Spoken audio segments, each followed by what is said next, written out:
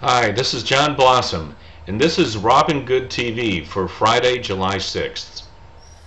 I'd like to draw your attention to a couple of articles that we have on today's content blogger.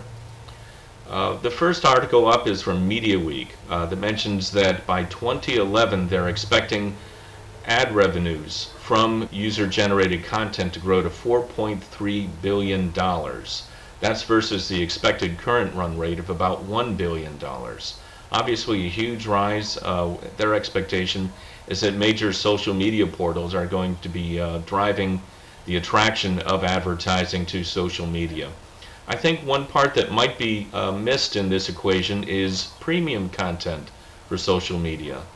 We have players such as Neartime that have created technology that allows people to create wikis and weblogs and community-based publishing with a premium model built in, such that a private organization would be able to charge people access to that community. I think that's going to be an increasingly important part of the revenue stream for social media, especially as B2B begins to pick up on this as a potential for drawing together trade associations and other sorts of groupings of professionals that would like to share high-value content together. On a somewhat related note, I draw to your attention this article from The Scientist, which talks about open access scientific publications opening wider. Specifically, they're calling out a number of examples of institutions that are pushing content from jury publications to be put out in an open access publishing model.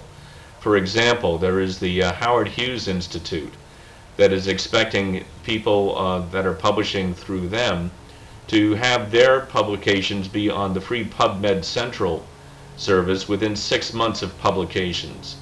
And others are encouraging open access as well. We're going to be seeing a lot more of open access, that's for sure. And the question becomes, where does that leave services such as Nature Proceedings, which we highlighted last week? Nature Proceedings provides a free posting service for information that's not yet ready for jury peer review. And that's a plus in a way, but there seems to be still this yawning gap between content that's posted on a service such as Nature Proceedings and content that's out there in juried format.